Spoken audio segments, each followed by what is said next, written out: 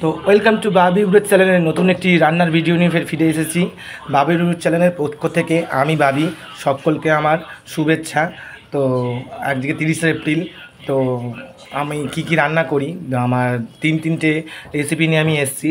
Chicken রান্না, চিংড়ি মাছের ঝাল, আর হচ্ছে সর্ষে ঢ্যাঁড়স। তো চলুন দেখতে থাকুন কি করি। তো চলুন প্রথমে গ্যাসটা জ্বালিয়ে অন করব। গ্যাস অন করা হয়ে গেছে আমার, কড়া বসিয়ে দেব। প্রথমে আমি এই গরমের জন্য খুব কম মশলায় পাতলা চিকেনের একটা ঝোল রেসিপি করব। তো তার জন্য কড়াটা গরম হতে দিতে হবে আমাকে। তো কড়া গরম হয়ে গেছে, আমি সাদা তেল সর্ষের তেল গরম করতে দেব। একটু বেশি করে দিয়ে দেব।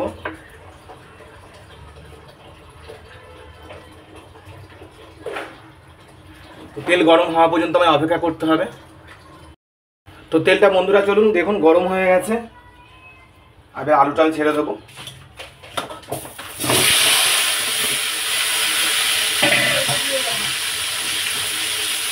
তো আলুটা এবার লাল করে ভালো করে ভেজে নিতে হবে।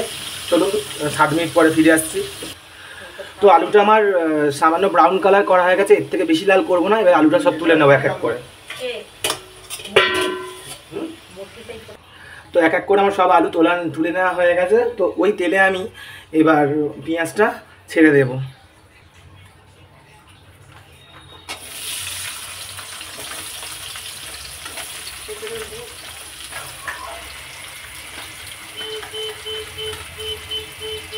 তো চলুন পেঁয়াজটাকে এবার লাল করে ভেজে নেবো।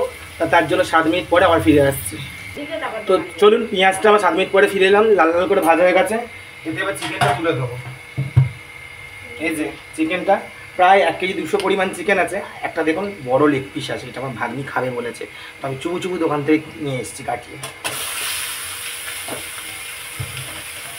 তো এটাকে আরও 6 মিনিট ধরে মাংসটা দিয়ে ভাজবো, ভালো করে ভেজে নেবো। একদম গ্যাস মিডিয়াম টু লো ফ্লেমে রেখেছি, আস্তে আস্তে করে ভেজে নেব। চলুন 6 মিনিট পরে ফিরে আসছি আবার। তো 6 মিনিট পরে ফিরে এলাম, মাংসটা লাল করে ভাজা হয়ে গেছে। এবার এতে একটা ব্যাটার করা আছে মশলার। তো সব কিছু দিয়ে একসঙ্গে ব্যাটারটা করা আছে। এতে আছে 2 টিস্পুন আদা বাটা, 2 টিস্পুন রসুন বাটা, 1 টিস্পুন জিরে গুঁড়ো, 2 টিস্পুন ধনে গুঁড়ো, আর গরম মশলা আছে, আর জায়ফল জয়িত্রী আছে, অল্প কিছুটা ফ্যাটানো টক দই আছে। সব একসঙ্গে ব্যাটার বানিয়ে নিয়েছি। টমেটো আর কাঁচা লঙ্কা দিয়ে এটা 5 মিনিট কষাবো।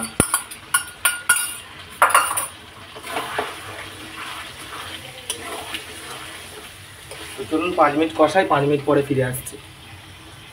তো 5 মিনিট পরে ফিরে এলাম। 5 মিনিট পরে ফিরে এসে স্বাদ মতো চিনি দেবো, লবণ দেবো, আর এই আলুটা দেবো, দিয়ে আরও 6 মিনিট কষাবো। তো চলুন 6 মিনিট পরে আবার ফিরে আসছি। তো মাংস, মশলা, আলু সব ভালোভাবে কষানো হয়ে গেছে, গাদে তেল ছেড়ে গেছে দেখতে পাচ্ছেন। তো এবার এতে জল ঢেলে দেবো। তার জন্য আমি কিছুটা গরম জল করে নিয়েছি আগে আলাদা করে।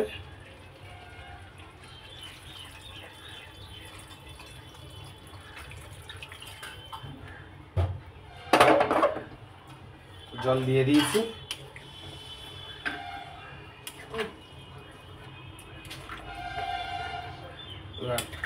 মাংসটা ফুটতে থাকুক, 10 মিনিট পরে ফিরে আসছি। ততক্ষণ ওদিকে আমি মাংসের ছাড়টা বানিয়ে নেব। চলুন ইন্ডাকশানে বানাবো। তো বন্ধুরা 10 মিনিট পরে ফিরে এলাম, মাংস রান্না হয়ে গেছে। দেখুন এই যে আলু গলে যাচ্ছে, এই যে সেদ্ধ হয়ে গেছে আলু। এবার নামিয়ে নেব।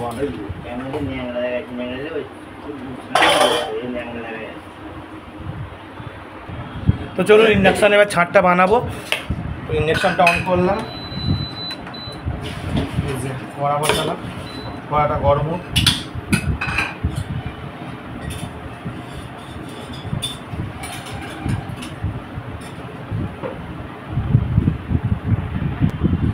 তো কড়া গরম হয়ে গেছে, কড়ায় তেল দেবো অল্প করে, কারণ ছাড় থেকে তেল বের করতে।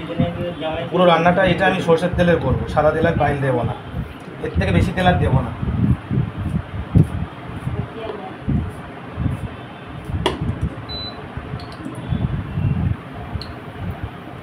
তেলটা গরম হোক একটু।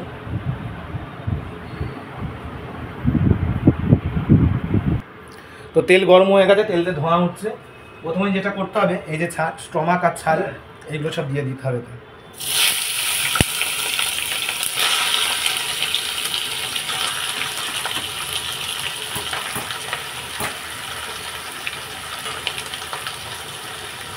স্টমাকগুলোকে আমরা একটু ছোটো ছোটো করে নিই, তাহলে গোটা থাকলে দেখতে বাজে লাগে। তো যখন পরিষ্কার ধুয়ে করি তখনই ছোটো করে নিই আমরা।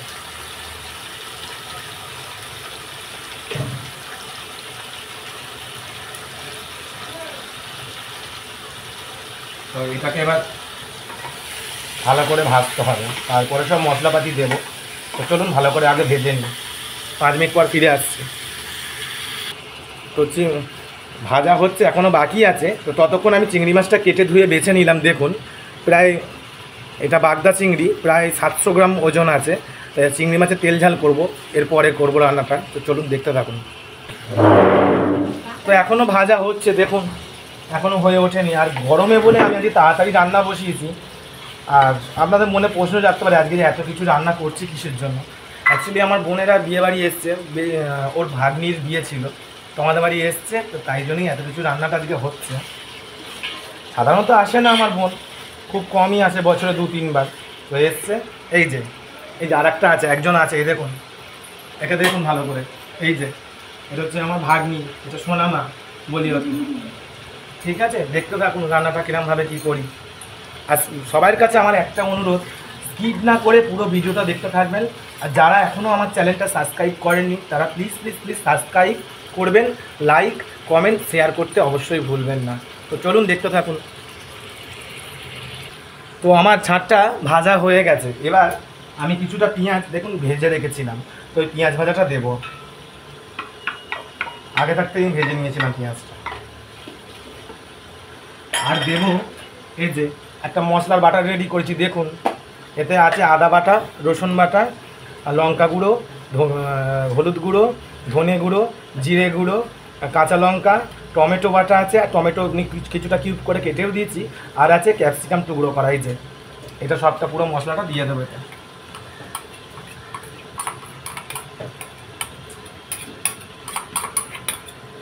দিয়ে এটা কষাতে থাকবে।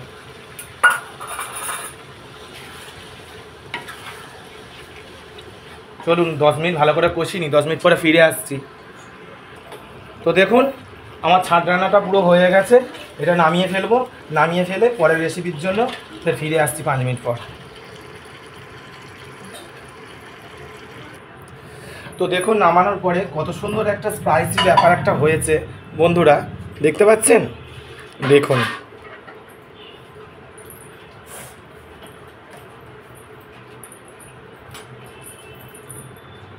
আর চিকেনটাও দেখুন, স্পাইসি চিকেনের পাতলা ঝোল, খুব সুন্দর টেস্ট হবে। আপনারাও আসুন, আপনাদের নিমন্ত্রণ করলাম, খেয়ে যাবেন।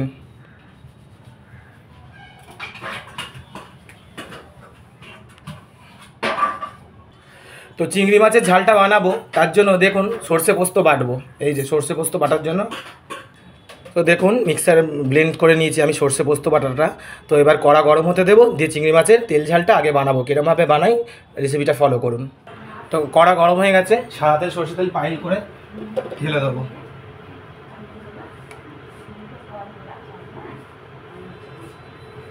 ব্যাস এই পরিমাণ তেল দিলাম, তেলটা হিট হতে দিতে হবে আমাকে।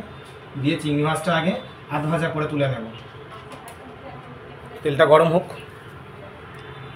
তো তেলটা গরম হয়ে গেছে, তেলে ধোঁয়া উঠছে, চিংড়ি মাছটাই ভেজে নেবো আধ ভাজা।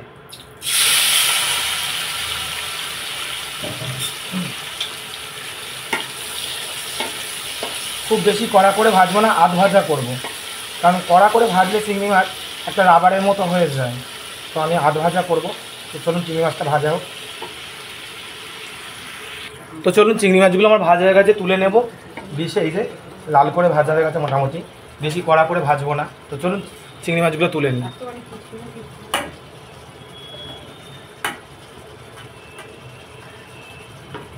চলুন তুলে নিয়ে কড়াটা ধুয়ে ফিরে আসছে। তো চিংড়ি মাছ তুলে নিয়ে কড়া ফের হিট করে নিয়েছি, ধুয়ে তেল দেবো ওতে।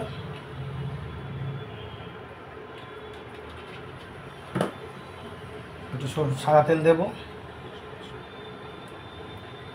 তেলটা গরম হতে দিতে হবে আমাকে।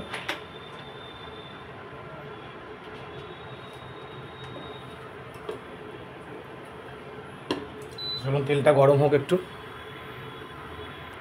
তো তেলটা গরম হয়ে গেছে, এবার পেঁয়াজ কুচি দিয়ে দেবো প্রথমেই।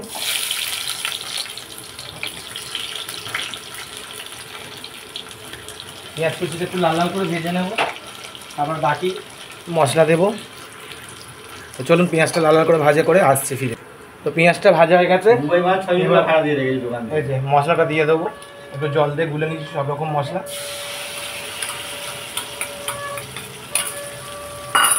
চলুন মশলাটা কষিয়ে নিই।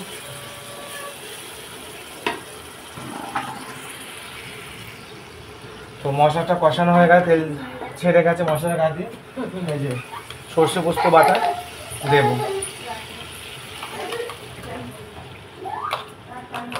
2 চা চামচের মতো সর্ষে পোস্ত বাটা দিয়েছি।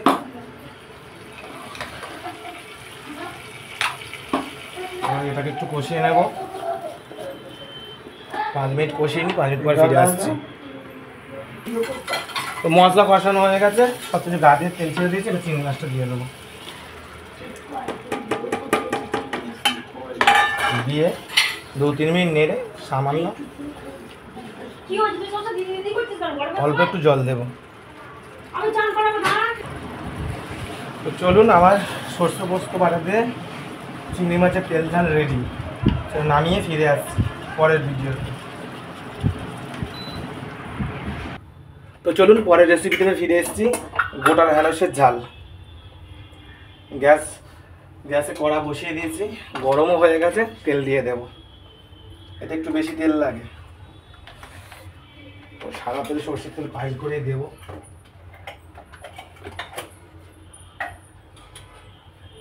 ব্যাস, তেলটা গরম হোক। তো তেল হিট হয়ে গেছে, দেখুন ধোঁয়া বেরোচ্ছে। এবার ঢ্যাঁড়সগুলো ভাজবো। গোটা ঢ্যাঁড়সের ঝাল করতে গেলে ঠিক এতটুকু সাইজের ঢ্যাঁড়স আমাদের নিতে হয়, এর থেকে বড় ঢ্যাঁড়সে ভালো হয় না। তো প্রথমে ঢ্যাঁড়সগুলো ভেজে নেবো।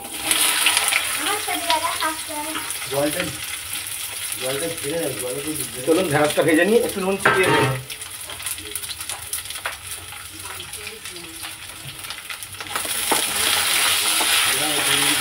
আর গোটা ঢ্যাঁড়সের ঝালে ঢ্যাঁড়স বেশি কড়া করে কিন্তু ভাজা যাবে না, একটু আধখাসা মতো ভাজা হবে।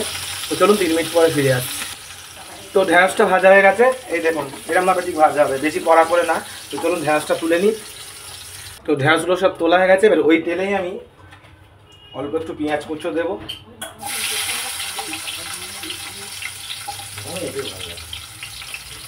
চলুন পেঁয়াজটা একটু লাল লাল করে ভেজে নিই, নিয়ে বাকি মশলাগুলো দেবো। তেল একটু এই রান্নায় বেশি লাগে, কিন্তু তেল বেশি দেবেন সবাই। তো পেঁয়াজটা লাল করে ভাজা হয়ে গেছে, এবার এতে টমেটো আর কাঁচা লঙ্কাটা দিয়ে দেবো। একটু টমেটোর পরিমাণটাও বেশি দেবেন।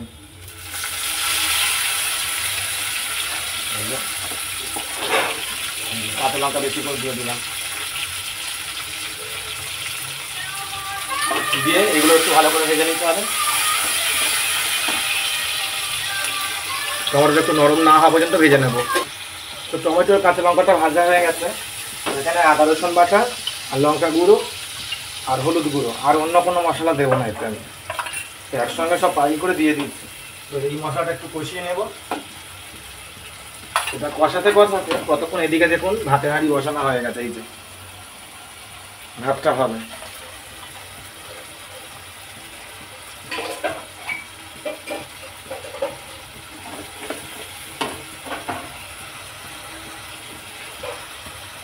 তো সব মশলা ভালো করে কষানো হয়ে গেছে, গা দিয়ে তেল ছেড়ে গেছে মশলা। এবার সর্ষে পোস্ত বাটাটা আমি দিয়ে দেবো এর মধ্যে, দিয়ে আরও 3 মিনিট ভালো করে কষিয়ে নেব। তো সর্ষে পোস্ত বাটাটা দিয়েছি, দেখুন কষানো চলছে। গা দিয়ে তেল ছেড়ে গেলে এবার ঢ্যাঁড়সগুলো আমি দিয়ে দেবো ভেজে রাখা। দিলে আমার ঢ্যাঁড়সের সর্ষে পোস্ত রেডি হয়ে যাবে। তো দেখুন সব মশলার সাথে সর্ষে পোস্ত কষানো হয়ে গেছে, কেমন বুজবুজ করে ওপর দিয়ে একটা তেল এসে উঠেছে। তো এই পজিশনে আমি একটু লবণ দিয়ে দেবো স্বাদ মতো, সামান্য দেবো, কারণ ঢ্যাঁড়সটা ভাজার সময় আমি লবণ দিয়েছিলাম।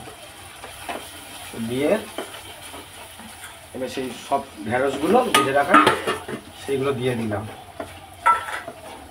দিয়ে 3 মিনিট একটু কষিয়ে ভালো করে তো 3 মিনিট ভালো করে কষানোর পরে পুরো আমার সর্ষে পোস্ত দিয়ে গোটা ঢ্যাঁড়সের ঝাল রেডি। তো চলুন নামিয়ে ফিরে আসছি। তো ঢ্যাঁড়সের ঝালটা নামানো হয়ে গেছে, গোটা ঢ্যাঁড়সের সর্ষে পোস্তর ঝালটা দেখুন নামানোর পরে এরম ঠিক দেখতে হয়েছে। তো চলুন, আর একটি রেসিপি বাকি আছে, কলমি শাক ভাজা। সাধারণত গ্রামগঞ্জে সবার বাড়িতেই হয়। তো চলুন আমি কিরমভাবে করে একটু দেখে নিন। তো চলুন এবার কড়া ধুয়ে নিয়ে রেডি করে এসে এই যে গ্যাসটা অন করে দিই। তো কড়াটা হিট হোক। তো কড়া গরম হয়ে গেছে, ধোঁয়া উঠছে, কড়াই একটু সরষের তেল দিয়ে দেবো। সরষের তেল দিয়ে দিয়েছি। সরষের তেলটা গরম হয়। তো সরষের তেল গরম হয়ে গেছে, ধোঁয়া উঠছে। ফোড়নে দেবো রসুন কুচি আর 2টো শুকনো লঙ্কা 2টো ফাটিয়ে দেবো। এই যে একটু ভাজা ভাজা হয়ে গেলেই এই যে রসুন আর শুকনো লঙ্কাটা ভাজা হয়ে গেছে, পেঁয়াজ কুচি দিয়ে দেবো। এটা হচ্ছে শাক ভাজার ফোড়ন। শাকটা হচ্ছে কলমি শাক, এটা কিন্তু ঠিক আছে। সাধারণত গ্রামের দিকে যাদের বাড়ি হয় তারা তো জলা থেকে তুলেই নেয়, কিন্তু আমরা তো এখানে পাবো না, আমাদের বাজার থেকে কিনতেই হয়েছে। তো পেঁয়াজটা একটু ভাজা হোক, শাকটা তুলে দেবো। আমার ভাজা হয়ে গেছে, এবং শাকটা সব তুলে দেবো আমি এতে।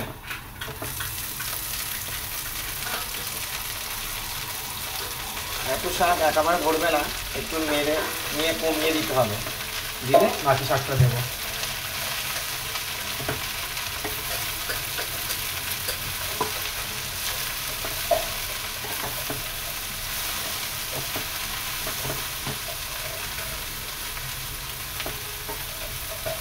যা গরম পড়েছে বন্ধুরা, কি বলবো আর। এই গরমে গ্যাসের সামনে দাঁড়াতে গিয়ে মাথা খারাপ। তো চলুন শাকটা একটু ঘেঁটে কমিয়ে নিয়ে বাকি শাকটা দেবো। তো শাকটা কমে গেছে, বাকি শাকটুকু দিয়ে দেবো এর মধ্যে।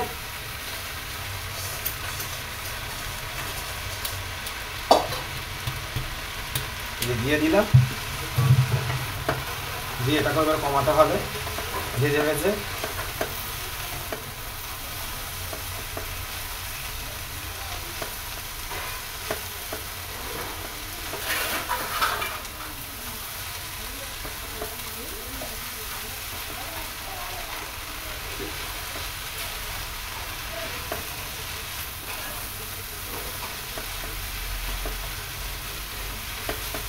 চলুন ভালো করে ভাজি, 5 মিনিট পরে ফিরে আসছি।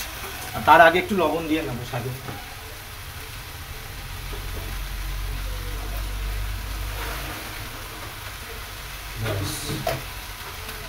সব কিছু রেডি, লবণটা ঘেটে দেবো, দিয়ে 5 মিনিট পরে ফিরে আসছি।